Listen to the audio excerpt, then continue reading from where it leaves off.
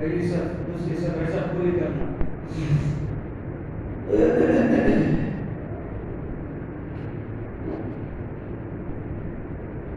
الحمد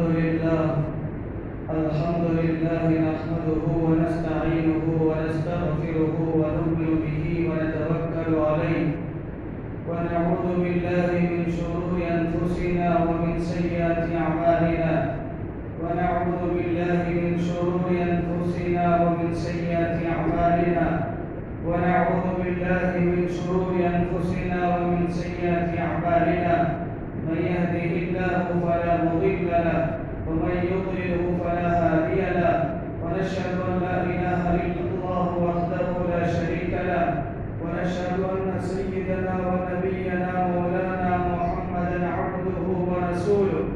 أما بعد فأعوذ بالله من الشيطان الرجيم. بسم الله الرحمن الرحيم. وما أرسلناك إلا رحمة للعالمين. صدق الله العظيم. بلغ العلا بكماله كشف الدجى بجماله حسنت جميع خصاله صلوا عليه وآله. يا صاحب الجمال ويا سيد البشر من وجهك المريد قد نور القمر لا يمكن الثناء كما كان حقه بعد الخدا توي قصة مختصر. محترم حاضرین کرام، معزز سامعین اعظام، بزرگان محترم، جیسے کہ آپ کو معلوم ہے یہ ربیع الاول کا مہینہ چل رہا ہے. ربیع الاول کا مہینہ جیسے ہی آ جاتا ہے تمام لوگ خوشیاں مناتے ہیں اور اپنے دل میں خوشی محسوس کرتے ہیں، اور ربیع الاول کے مہینے میں تمام مسلمانوں کے گھروں میں خوشیاں مناتے ہیں. عربی لفظ ہے، اس کا ایک ترجمہ آتا ہے موسم بہار کو کہا جاتا ہے. موسم بہار کہتے ہیں اچھا موسم، بہترین موسم اور خوشگوار موسم.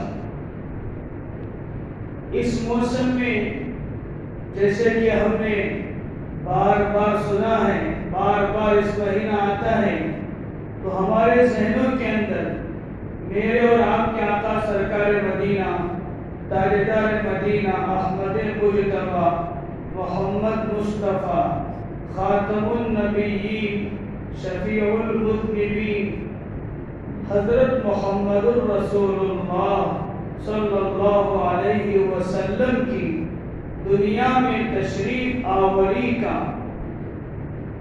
رسول اللہ صلی اللہ علیہ وسلم اس مہینے میں دنیا میں تشریف لائے ہیں. اس بنا پر ہر ایک مسلمان خوشی محسوس کرتا ہے. اسی لیے تمام خطباء، تمام ائمہ ربیع الاول کے مہینے میں حضرت رسول اللہ صلی اللہ علیہ وسلم کی سیرت کو بیان کرتے ہیں، صورت کو بیان کرتے ہیں، سیرورت کو بیان کرتے ہیں. آقا کی سیرت، آقا کی زندگی ایسی ہے پیدا ہونے سے لے کر مرنے تک بھی اگر ہم آقا کی سیرت کو بیان کریں گے تب بھی رسول اللہ صلی اللہ علیہ وسلم کی سیرت کے بیان کرنے کا حق ادا نہیں کر سکتے. دنیا میں اتنے خطباء آئے، مصنفین آئے، واعظین آئے، مقررین آئے، مفسرین آئے، جتنے بھی کتابیں لکھنے والے آئے، تمام لوگوں نے، مصنفین کتابیں لکھتے لکھتے، مقررین بیان کرتے کرتے، واعظین بیان واعظ کرتے کرتے اور تمام تفصیل بیان کرتے کرتے آخر میں یہ کہتے ہیں لا يمكن الثناء كما كان حقه. تمام لوگ یہ کہتے ہیں کہ جیسے نبی کا تعریف کا حق تھا ویسا ہم نے حق ادا نہیں کیا. بادل خدا تو یہ قصہ مختصر اللہ کے بعد اگر کسی کا درجہ ہے، اللہ کے بعد اگر کسی کا مقام ہے، اللہ کے بعد اگر کسی کا مرتبہ ہے، وہ حضرت رسول اللہ صلی اللہ علیہ وسلم کا رتبہ ہے۔ تمام واعظین آخر میں مصنفین بھی یہ کہہ دیتے ہیں ہم حق ادا نہیں کر سکتے، کیونکہ رسول اللہ صلی اللہ علیہ وسلم کے ہم پر بہت سے احسانات ہیں، ہم اس کا حق ادا نہیں کر سکتے۔ لیکن حضور کی زندگی ایسی ہے کہ ہم ہر سال، ہر مہینہ، ہر دن، ہر گھنٹہ، ہر لمحہ آقا کی سیرت کو بیان کرنا چاہیے۔ آقا کی زندگی، آقا کی سیرت، آقا کی صورت، آقا کی نماز، آقا کی شجاعت، آقا کے اخلاق، آقا کی بہادری، آقا کی حسن سلوک، آقا کی صلہ رحمی، آقا کی تہجد کیسی تھی، آقا کا حج کیسے تھا، آقا کی زندگی کیسی تھی، آقا کی راتیں کیسی تھی، آقا کی دعوت کیسی تھی، آقا کافروں کے ساتھ کیا سلوک کرتے تھے، مسلمانوں کے ساتھ کیسا رویہ تھا، قریب کے ساتھ کیسا رویہ تھا، آقا سفر میں کیسی زندگی گزارتے تھے، آقا حضر میں کیسے رہتے تھے، آقا پڑوسیوں کے ساتھ کیسے رہتے تھے، آقا کی مسجد میں کیسے وقت گزرتا تھا، آقا جب بولتے تو کیا انداز ہوتا تھا، آقا جب غصے میں ہوتے تو انداز کیا ہوتا تھا، آقا کو کب غصہ آتا تھا، آقا کا رویہ سلوک بیویوں کے ساتھ کیسا تھا، آقا کا سلوک ماں کے ساتھ کیسا تھا، آقا کی دعاؤں کی شکل کیسی تھی، آقا کیسے دعا کرتے تھے، آقا کیسے امت کے لیے روتے تھے، آقا کی امت کے رونا بلکنا کیسے تھا۔ حضرت رسول اللہ صلی اللہ علیہ وسلم کی پوری زندگی صرف ربیع الاول کے مہینے میں ہی بیان کرنا نہیں ہے، بلکہ سال کے 12 مہینے 360 دن اور کتنے گھنٹے ہوتے ہیں، اور پوری زندگی آقا کی سیرت کو بیان کرنے کا مسلمانوں کو حق ہے، اور مسلمان کو چاہیے آقا کی سیرت کو بیان کرتے کرتے کرتے رہیں، بیان کرتے کرتے مر جائیں، لیکن آقا کی سیرت کو بیان کرنے کا حق ادا نہیں ہو سکتا۔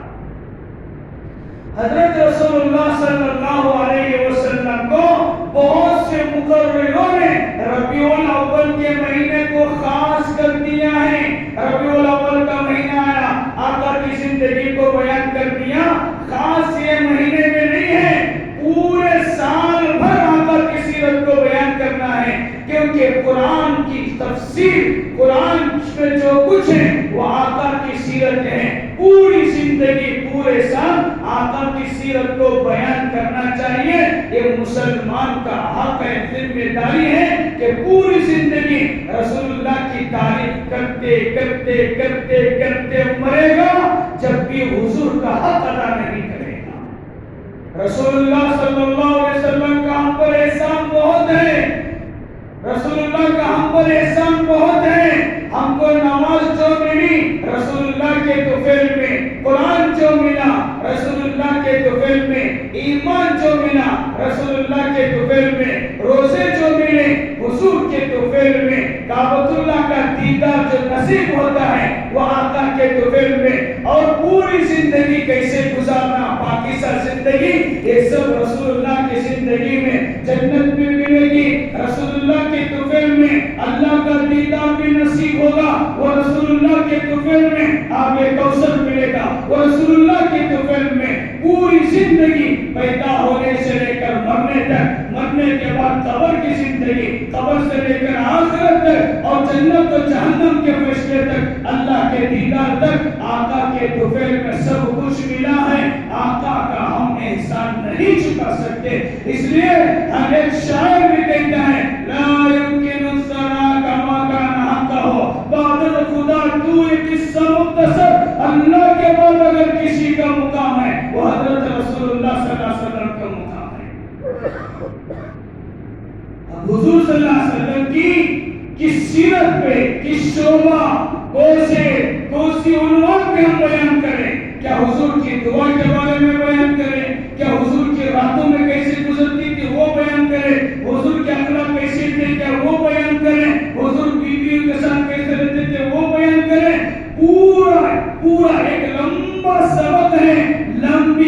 تفصیل کتاب ہے کہ کون سے عنوان کو آدمی بیان کرے، کس جز کو ہم بیان کریں۔ مسلمان کے لیے رہنما آئیڈیل نمونہ ہمارے آقا کی زندگی ہے۔ پیدا ہونے سے مرنے تک 24 گھنٹے کی زندگی رسول اللہ کی زندگی، نمونہ نمونہ نمونہ۔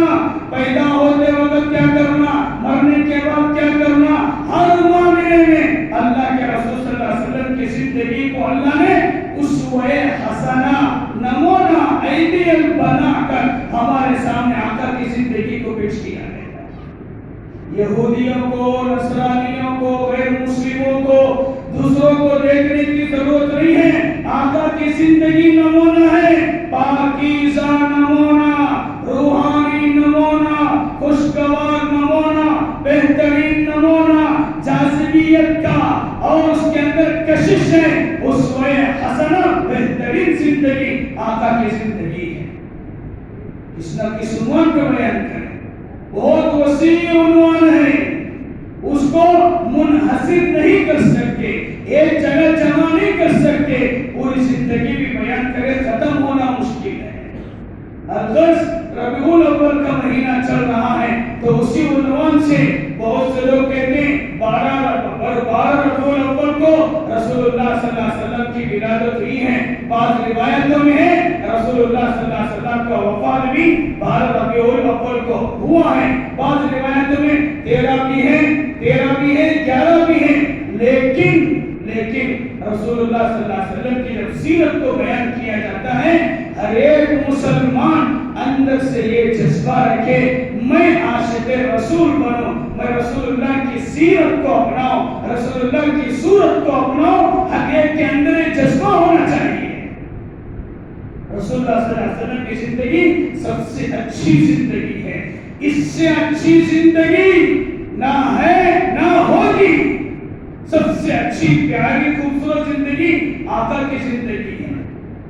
الغرض رسول اللہ صلی اللہ علیہ وسلم کا جب ولادت کا زمانہ تھا، ولادت آقا کی ولادت سے پہلے کیا دور تھا، کیا ہوا، کیا واقعات پیش آئے، علماء نے کتابوں میں لکھا ہے حضرت رسول اللہ صلی اللہ علیہ وسلم کی ولادت سے پہلے کیا واقعات پیش آئے۔ اللہ تبارک و تعالیٰ کا ایک اصول ہے، ایک ضابطہ ہے، اللہ کسی کو اپنا قریب بنانا چاہتا ہے، کسی کو اپنا قرب دینا چاہتا ہے، اللہ کسی کو اپنے قرب دینا چاہتا ہے، اپنے قریب کرنا چاہتا ہے، اللہ پہلے ان کو آزماتے ہیں، جھنجھوڑتے ہیں، قربانی پہ ڈالتے ہیں، مجاہدت پہ ڈالتے ہیں، کیونکہ اللہ اس کو قریب کرنا چاہتے ہیں۔ جھنجھوڑے بغیر اللہ کسی کو قریب نہیں کرتا، قربانی میں ڈالا جاتا ہے، پھر اس کو مصیبتوں میں، مجاہدوں میں، تکلیفوں میں، مشقتوں میں ڈالا جاتا ہے۔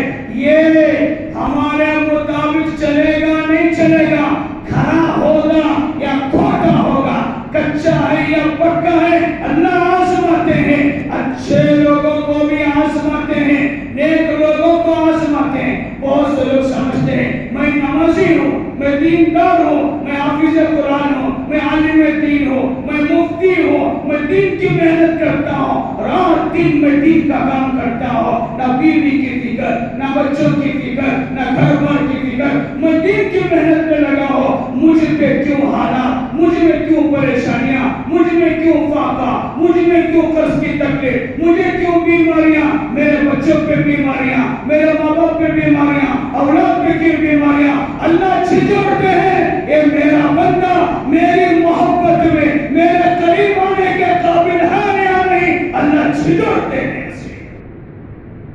وَإِذِ ابْتَلَىٰ إِبْرَاهِيمَ رَبُّهُ بِكَلِمَاتٍ فَأَتَمَّهُنَّ، اللہ کہتے ہیں ہم نے ابراہیم کو آزمایا۔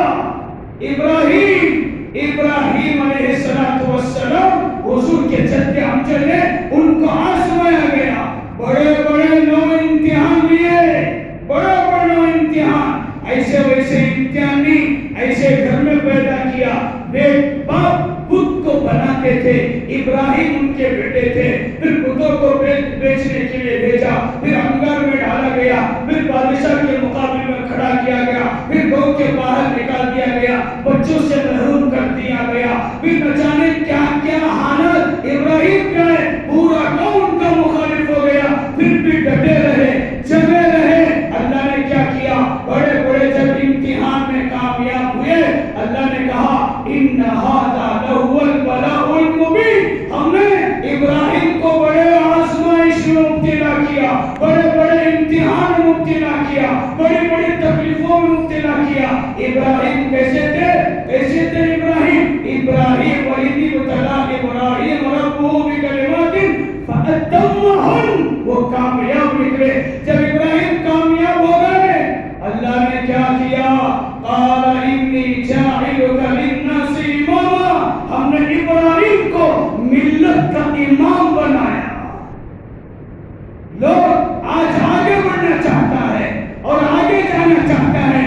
اللہ کہتے ہیں آگے جانے کے لیے, میرے قریب آنے کے لیے تجھے راحتوں سے نہیں, VIP نہیں, مجاہدوں پر, مجاہدوں کا پہاڑ, مشقتوں کا پہاڑ, بھوک کا پہاڑ, تانوں کا پہاڑ, گالیوں کا پہاڑ, مالی تکلیف, گھر کی تکلیف, بیماریوں کی تکلیف, میاں بیوی کی تکلیف, بچوں کی تکلیف, سب تکلیفوں سے گزر کر تو آتا ہے تو میں تجھے اپنا قریب بناتا ہوں. اللہ کے قریب جانے کے لیے بہت پاپڑ بیلنا پڑتا ہے, جب جا کے اللہ کے قریب جاتا ہے. ایک کاؤنسلر کے قریب جانے کے لیے, ایک MLA کے قریب جانے کے لیے, ایک منسٹر کے قریب جانے کے لیے آدمی کو کتنے پاپڑ بیلنا پڑتا ہے, تو اللہ کے قریب جانے کے لیے کتنی قربانی دینا پڑتا ہے. بول اللہ. جب ہاتھ اٹھاتے ہیں, ہاتھ کو نیچے کرنے سے پہلے بندہ جیسا چاہتا ہے اللہ فیصلہ ویسے کرتے ہیں. قال انی جاعلک للناس اماما. اللہ کہتے ہم نے ابراہیم کو امام بنایا. امام کب بنے امام؟ 9 امتحان بڑے بڑے دیے جب جا کے امام بنے. اللہ کہتے ہیں, اللہ کہتے ہیں ایسے ایسے مسّتہم البأساء والضراء وزلزلوا.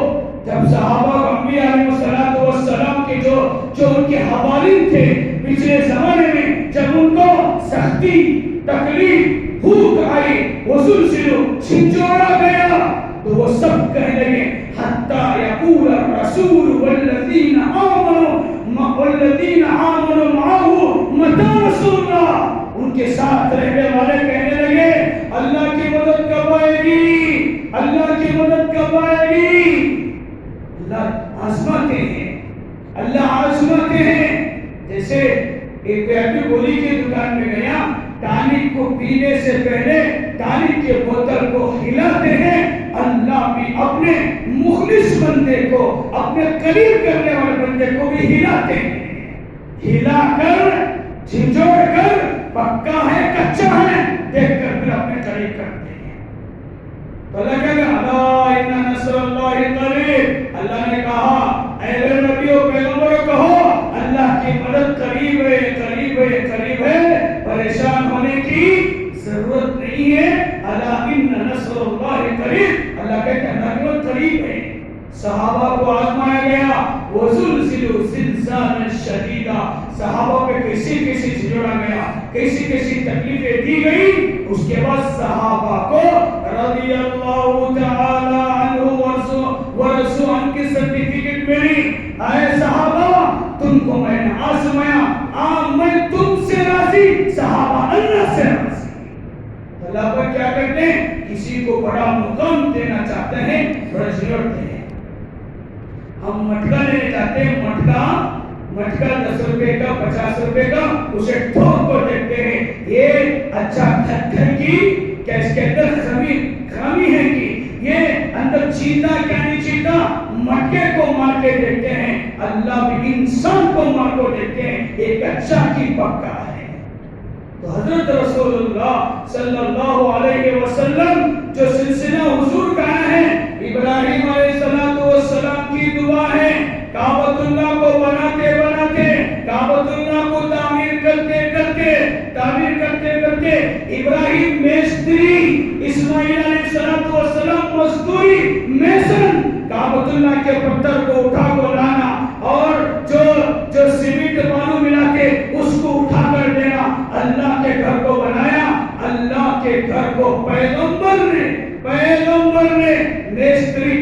کیا. اسماعیل ابراہیم بھی نبی، اسماعیل بھی نبی ہے.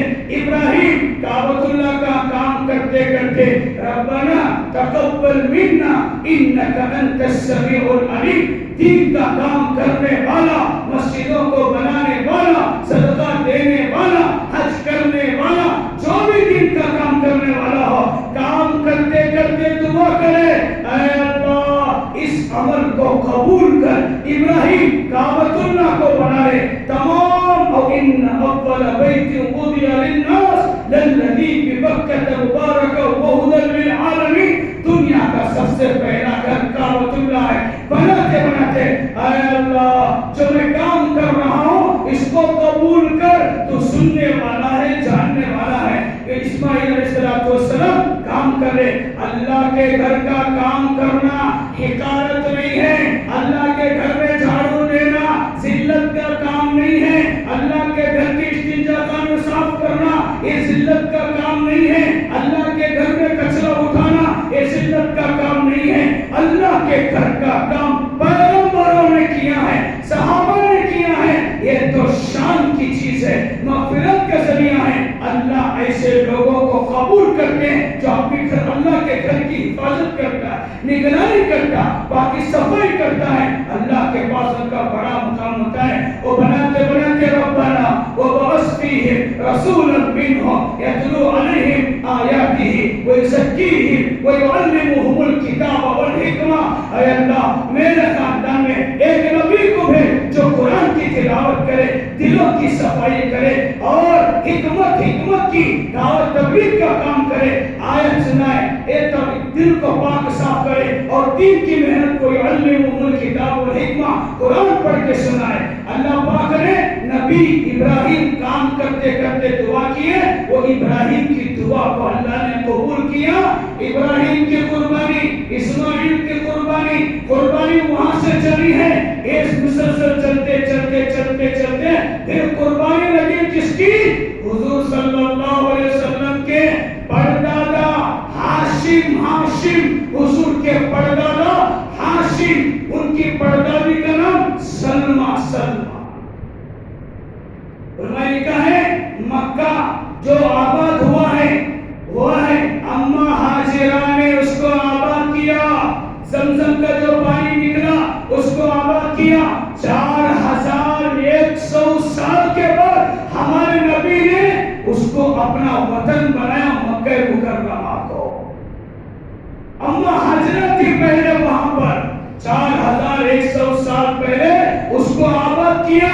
4100 سال کے بعد ہمارے آقا مکے میں وطن اس لیے مکے کو آباد کیا. 4100 سال کے بعد دادا کا نام ہاشم، پردادی کا نام سلمہ، مکے میں رہنے والے تھے اور بہت خوبصورت تھے، بہت نیک تھے، بہت سخی تھے. یہ بات یاد رکھ لو، جو اچھا ہوتا ہے، سخی ہوتا ہے، نیک ہوتا ہے، اس نے سلوک کرتا ہے، اللہ ان کی نسلوں میں بھی اچھے لوگوں کو پیدا کرتے ہیں. ہاشم پردادا، ان کا نکاح ہوا مدینہ منورہ میں سلمہ سے. سلمہ یہ قبیلے بنو نجار کی لڑکی تھی، بیٹی تھی، ان سے نکاح ہوا. اور ہاشم کا مزاج تھا، 2 تجارتی قافلے بھیجتے تھے، ایک شام کو بھیجتے تھے تجارت کے لیے اور ایک قافلہ اور ایک ملک کو بھیجتے تھے. موسم سرما میں ایک قافلہ جاتا تھا، موسم گرما میں ایک قافلہ یمن کی طرف جاتا تھا، 2 طرف قافلے بھیجتے تھے. اللہ کا کرنا ایسا ہوا، ان کے ہاشم کے بیٹے کا نام عبد المطلب ہے، ہمارے آقا کے دادا ہیں. عبد المطلب ہمارے دادا رسول اللہ کے دادا ہیں. ہر ایک مسلمان کو چاہیے وہ آقا کی سیرت کو پڑھے، آقا کی سیرت کو جانے، آقا کی سیرت کو ذہن میں رکھیں، کیونکہ مسلمان جینے کا حق اسی وقت ہے جب کہ رسول اللہ کی تعریف کرے. عبد المطلب دادا، ہاشم کے بیٹے عبد المطلب تھے. اور میں نے کہا ہے ہاشم جب تجارت میں گئے، سلمہ حمل سے تھی، تجارت میں گئے قافلے کے ساتھ، وہیں پہ ان کا انتقال ہو گیا. سلمہ مدینے میں تھی، سسرالی تھا، اپنا گھر تھا، وہیں پہ رک گئی. ان سے بیٹا ہوا جن کا نام عبد المطلب تھا. ہاشم کے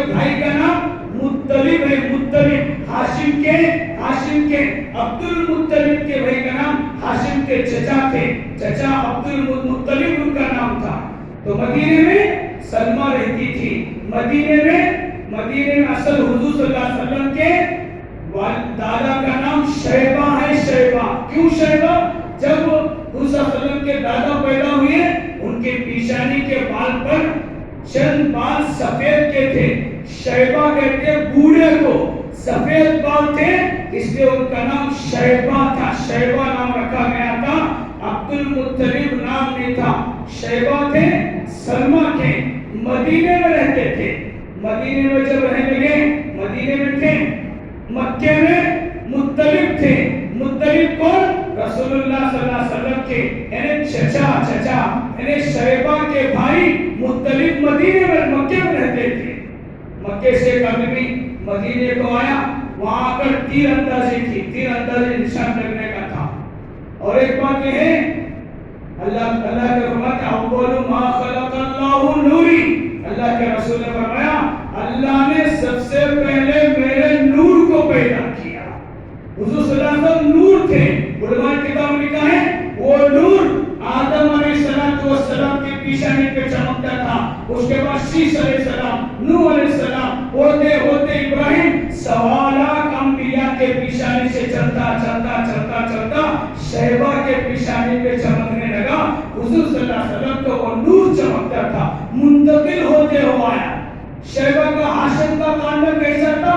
पाकीज़ा खानदान, शराब पीना पसंद नहीं करते थे, गुनाह का काम नहीं करते थे, सखी थे, नेक थे, पूरे मुआशरे में अच्छे लोग उनको पहचाना जाता था। खैर मक्के में उनके चचा रहते थे मुत्तलिब। हारिसी नाम का एक आदमी मदीने को आया, तीर अंदाजी की शर्त लगाई, सब नौजवान बच्चों को जमा किया, वहां पर तीर चलने लगे। तो उसमें शैबा थे जो तीर चलाते थे, निशाने पे लगता था। पूछा गया बच्चा कौन है? पता चला ये शैबा है, मुत्तलिब का भतीजा है, यहाँ पर इसके वालिद का इंतकाल हो गया है। ये हारिसी नाम का शख्स मक्के को गया, जाकर कहा मुत्तलिब तेरा भतीजा वहां पर है, इतना खूबसूरत है, इतना अच्छा है, तूने वहां छोड़ दिया, वो यतीम है, उसका उनको ले लो, उनकी परवरिश करो, कितना तीर अच्छा अंदाज है। तो मक्के से मदीने को मुत्तलिब गए, जाकर उनके वालिदा सलमा को बात किया कि शैबा जो है, शैबा को मेरे हवाले करो, मैं इसकी परवरिश करूंगा। शैबा को देने से इनकार किया, एक ही बेटा था, मैं दे नहीं सकती, बार बार इसरार किया। लोगों ने भी कहा तुम औरत हो, बच्चा अकेला है, परवरिश होना मुश्किल है, इनके हवाले करो, ये जाएगा तो चचा के पास रहेगा। फिर उनको दिया गया और इसरार के बाद दे लिया। तो उन्होंने शैबा को लेकर मदीने से मक्के को आने लगे। तो अब मुत्तलिब सामने थे ऊंट पर और शैबा पीछे थे। जब आते वक्त में मक्के में जब दाखिल हुए, लोगों ने कहा अब्दुल मुत्तलिब, मुत्तलिब अब्दुल कहते बंदे को, और एक नाम आता गुलाम को। मक्के वाले कहने लगे मुत्तलिब ने अपने लिए मदीने से एक गुलाम लेकर आए हैं। इसके बाद से उनका नाम पड़ा, शैबा चले गया अब्दुल मुत्तलिब। मुत्तलिब ने अपने लिए एक गुलाम मदीने से लेकर आए हैं। लोगों को पता नहीं था ये मुत्तलिब का भतीजा है, लोगों को मालूम नहीं था। सबने कहा अब्दुल मुत्तलिब का गुलाम है, मुत्तलिब अपने लिए गुलाम लेकर आए हैं। इस तरह की आवाज चली। तो जब से हुजूर के दादा का नाम पड़ा अब्दुल मुत्तलिब, मक्के में आए, मक्के में रहने लगे। अब्दुल मुत्तलिब उनका नाम था, लेकिन अब्दुल मुत्तलिब को एक दिन ख्वाब पड़ा, लेकिन कसम पुष्ट थे मदीने में, वहां से मक्के को आए, यतीम थे। मक्के में एक दिन ख्वाब पड़ा अब्दुल मुत्तलिब, मक्के में पानी की तहसानी थी, पानी का इंतजाम नहीं था, जीना भी मुश्किल, जानवरों का मुश्किल, परेशानी थी। मक्के में जो ज़मज़म का कुआं था वो बंद हो गया था। वो ज़मज़म का कुआं कहाँ है किसी को पता नहीं था। अब्दुल मुत्तलिब को ख्वाब में दिखाया गया। अब्दुल मुत्तलिब تم زمزم کا کنواں کھودو تاکہ انسانوں کی تکلیف دور ہو. مکے والوں کے لیے پانی کا انتظام ہو گئے. عبد المطلب نے خواب میں پوچھا وہ کہاں ہیں؟ وہ مجھے پتہ نہیں ہے. پھر بتایا گیا کہ کوا آ کر وہاں پر ٹھول مارے گا, وہاں تم زمین کو کھودو, وہاں پہ زمزم کا کنواں نکلے گا. صبح میں اٹھ کر مکے والوں کو بتایا کہ مجھے زمزم کے کنویں کا علم ہوا ہے, زمزم کا کنواں کھودنے کے لیے میں تیار ہوں. تمام لوگوں کو دعوت دی کہ تم بھی آؤ, ہم سب مل کر زمزم کا کنواں کھودیں گے. سب نے کہا کہ نہیں, ہم نہیں آ سکتے, ہم کو ڈر ہوتا ہے, نہ جانے کیا ہو جائے گا, کیسے ہوگا, پریشانی کا سبب ہو جائے گا. کوئی نہیں آیا ساتھ دینے کے لیے.